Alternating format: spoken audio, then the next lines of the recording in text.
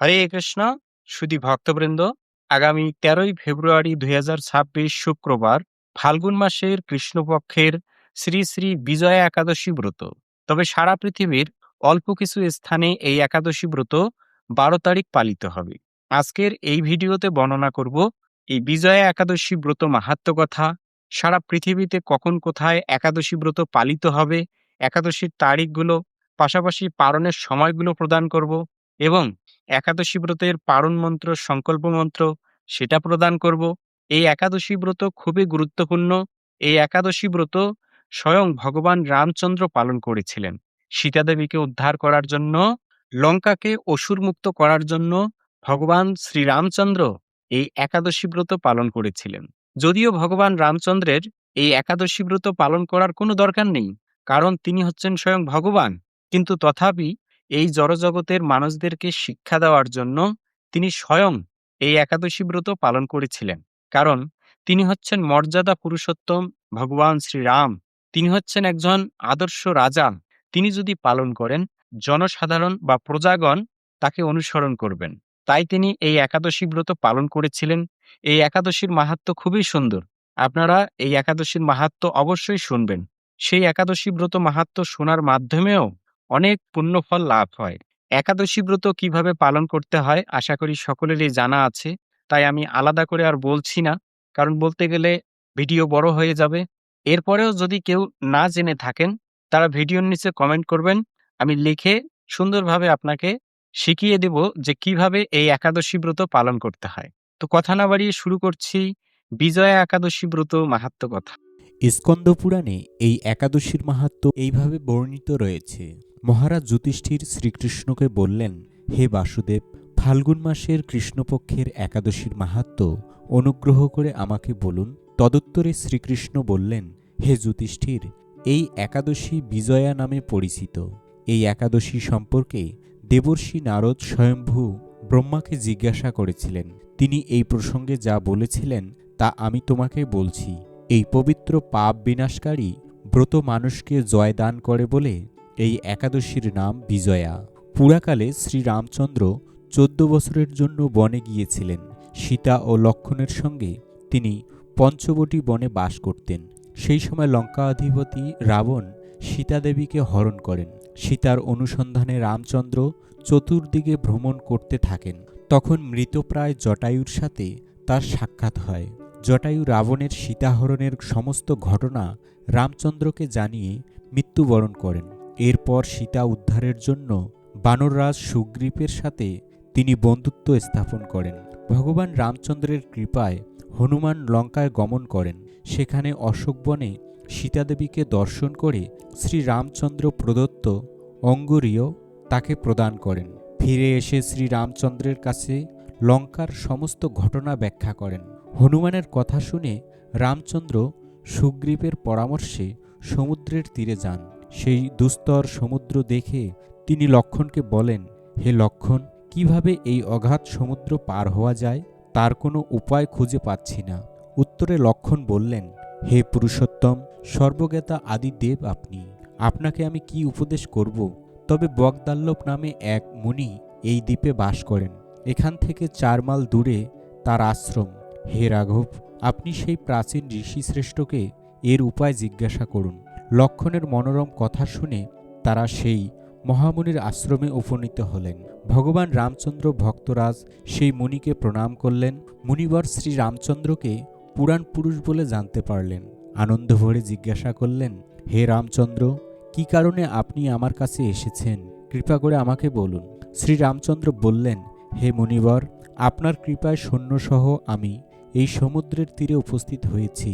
রাক্ষসরাজের লঙ্কা বিজয় করাই আমাদের প্রধান উদ্দেশ্য। যাতে এই ভয়ঙ্কর সমুদ্র উত্তীর্ণ হতে পারি তার উপায় জানার জন্যই আমরা আপনার কৃপা প্রার্থনা করি। মুনিবর প্রসন্ন চিত্তে পদ্মলোচন রামচন্দ্রকে বললেন, হে রাম, আপনার অভীষ্ট সিদ্ধির জন্য যে শ্রেষ্ঠ ব্রত করণীয় তা বলছি। ফাল্গুন মাসের কৃষ্ণপক্ষের বিজয়া নামক একাদশী পালনে আপনি নিশ্চয়ই সৈন্যসহ সমুদ্র পার হতে পারবেন। এই ব্রতের বিধি শ্রবণ করুন। বিজয় লাভের জন্য দশমীর দিন সোনা, রূপা, তামা অথবা মাটির কলস সংগ্রহ করে তাতে জল ও আম পাতা দিয়ে সুগন্ধি চন্দনে সাজিয়ে তার উপর সোনার নারায়ণ মূর্তি স্থাপন করবেন। একাদশীর দিন যথাবিধি প্রাতঃস্নান করে কলসের গলায় মালা চন্দন পরিয়ে উপযুক্ত স্থানে নারকেল ও গুবাক দিয়ে পূজা করবেন। এরপর গন্ধ, পুষ্প, তুলসী, ধূপ, দীপ, নৈবেদ্য ইত্যাদি দিয়ে পরম ভক্তি সহকারে নারায়ণের পূজা করে হরিকথা কীর্তনের সমস্ত দিন যাপন করবেন। রাত্রি জাগরণ করে অখণ্ড ঘিত প্রদীপ প্রজ্বলিত রাখবেন। দ্বাদশীর দিন সূর্য উদয়ের পর সেই কলস বিসর্জনের জন্য কোনো নদী, সরোবর বা জলাশয়ের কাছে বিধি অনুসারে পূজা নিবেদনের পর তা বিসর্জন দেবেন। তারপর ওই মূর্তি বেদজ্ঞ ব্রাহ্মণকে দান করবেন। এই ব্রত প্রভাবে নিশ্চয়ই আপনার বিজয় লাভ হবে। ব্রহ্মা বললেন, হে নারদ, ঋষির কথা মতো ব্রত অনুষ্ঠানের ফলে তিনি বিজয়ী হয়েছিলেন। সীতা প্রাপ্তি, লঙ্কা জয়, রাবণবধের মাধ্যমে তিনি অতুল কীর্তি লাভ করেছিলেন। তাই যথাবিধি যে মানুষ এই ব্রত পালন করবে তাদের এ জগতে জয়লাভ ও পরজগতে অক্ষয় সুখ সুনিশ্চিত জানবে। হে যুধিষ্ঠির, এই কারণে এই ব্রত পালন অবশ্যই কর্তব্য। এই ব্রত কথা শ্রবণ কীর্তনে বাজপেয় যজ্ঞের ফল লাভ হয়। হরে কৃষ্ণ। তো এই ছিল বিজয়া একাদশী ব্রত মাহাত্ম্য কথা। এখন সারা পৃথিবীর প্রায় 150টি স্থানের একাদশীর তারিখ এবং পালনের সময়গুলো প্রদান করব। আপনি আপনার স্থানের সময়সূচি দেখে যথাসময়ে একাদশী ব্রত করবেন এবং একাদশী ব্রত করার পর যথাসময়ে পালন করে নেবেন। এখানে যে তারিখটা থাকবে সেটা হচ্ছে একাদশীর তারিখ, পাশাপাশি যে ঘড়ির সময়টা থাকবে সেটা হচ্ছে পালনের সময়। মানে যেদিন আপনি উপবাস করবেন, সেটা ফল জল খেয়ে হোক বা নির্জলা উপবাস হোক, একাদশীর দিন পুরো দিনটি অতিবাহিত করে একাদশীর পর দিন সকালবেলা এই সময়ের মধ্যে পঞ্চরবি শস্য গ্রহণ করতে হবে। মানে একাদশীর দিন পঞ্চরবি শস্য বর্জন, আর পালনের দিন পঞ্চরবি শস্য কণিকা মাত্র যদি আপনি গ্রহণ করেন, আপনার ব্রতটি সুসম্পন্ন হবে। মায়াপুরে 13ই ফেব্রুয়ারি একাদশী ব্রত পালন করে পরদিন সকালবেলা 6:09 থেকে 9:57 মধ্যে পালন করতে হবে। এভাবে ইম্ফল 5:49 থেকে 9:35, গুয়াহাটি এবং আসাম 5:59 থেকে 9:44, কলকাতা 6:09 থেকে 9:56, ভুবনেশ্বর এবং উড়িষ্যা 6:16 থেকে 10:06, পাটনা 6:25 থেকে 10:11, বাংলাদেশ 6:40 থেকে 10:12, পশ্চিমবঙ্গ 6:14 থেকে 9:56, ঢাকা 6:32 থেকে 10:19, কাঠমান্ডু 6:42 থেকে 10:26, চেন্নাই এবং তামিলনাড়ু 6:31 থেকে 10:26, নাগপুর 6:44 থেকে 10:33, বৃন্দাবন 6:57 থেকে 10:41, দিল্লি 7টা থেকে 10:43, হায়দ্রাবাদ এবং তেলেঙ্গানা 6:43 থেকে 10:34, ত্রিভদ্রম 6:40 থেকে 10:38, কলম্বো 6:27 থেকে 10:25, ব্যাঙ্গালোর এবং কর্ণাটক 6:42 থেকে 10:36,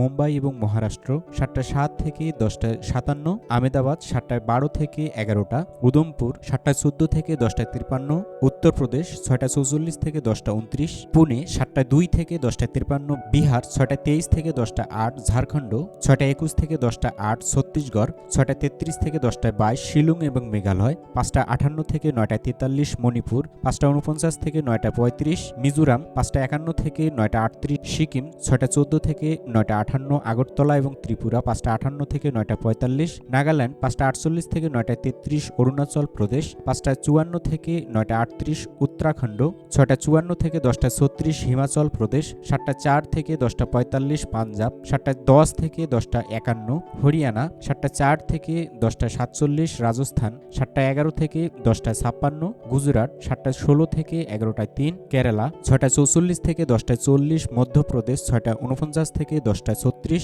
বিশাখাপত্তনম এবং অন্ধ্রপ্রদেশ 6:24 থেকে 10:15, গোয়া 6:58 থেকে 10:51, জম্মু কাশ্মীর 7:13 থেকে 10:53, আন্দামান নিকোবর দ্বীপপুঞ্জ 5:41 থেকে 9:41, নেপাল 6:42 থেকে 10:26, ভুটান 6:39 থেকে 10:23, শ্রীলঙ্কা 6:27 থেকে 10:25, মালদ্বীপ 6:20 থেকে 10:20, মায়ানমার 6:35 থেকে 10:24, পাকিস্তান 6:53 থেকে 10:32, থাইল্যান্ড 6:41 থেকে 10:35, মালয়েশিয়া 7:26 থেকে 11:27, সিঙ্গাপুর 7:16 থেকে 11:18, ইন্দোনেশিয়া 5:57 থেকে 10:03, ব্রুনেই 6:35 থেকে 10:34, ভিয়েতনাম 6:37 থেকে 10:16 ফিলিপাইন, 6:20 থেকে 10:13 তাইওয়ান, 6:29 থেকে 10:15 জাপান, 6:29 থেকে 10:06 কম্বোডিয়া, 6:21 থেকে 10:17 দক্ষিণ কোরিয়া, 7:23 থেকে 10:58 মঙ্গোলিয়া, 8:01 থেকে 11:24 বেলজিং এবং চীন, 7:08 থেকে 10:42 হংকং, 6:55 থেকে 10:43 নিউজিল্যান্ড, 6:42 থেকে 11:17